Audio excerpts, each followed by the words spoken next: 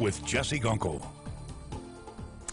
Welcome back. Well, would you believe it? Smoke from the western part of the nation is the reason for us underneath an ozone action day for tomorrow. Well, it's happening because of our wind shifting out of the north.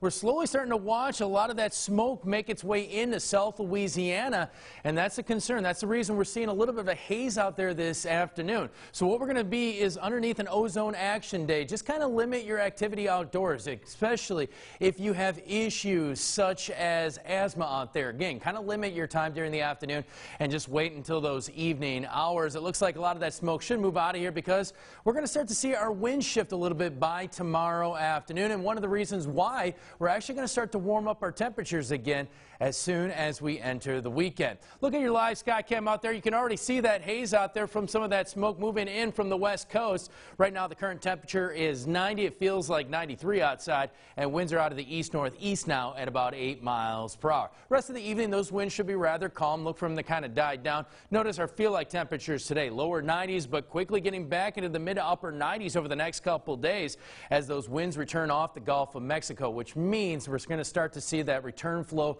of all that Gulf moisture. That's the reason why it gets so oppressive here. You add that with all that heat and humidity, and you kind of put it all together, and that's when things get a little bit stifling outside. So no rain until Saturday. That looks to be the good picture here. Maybe even a dry picture on Saturday, and then look for a few storms by the time we roll into Sunday and Monday. That's when we fall back into that normal August pattern out there. Until then, again, yeah, we're going to look for those humidity levels to slowly creep back. Looking big picture, Doppler radar, nice and dry at this hour. Futurecast going clear tonight with light winds. We're going to go clear skies early on, but that haze throughout the morning and early afternoon. Otherwise, temperatures start to ramp up heading into the afternoon hours. Still mostly sunny, at least moving into your Saturday. And then we're going to look for that chance for rain to kind of jump back a little bit by the time we move into Sunday and Monday. And as you see here, Sunday, Monday, and Tuesday, we're going to be calling for those scattered showers and thunderstorms really across the board. We're also keeping an eye on the tropics at this point, and as you see here, we've got a new tropical wave just about to make its way off the coast of Africa.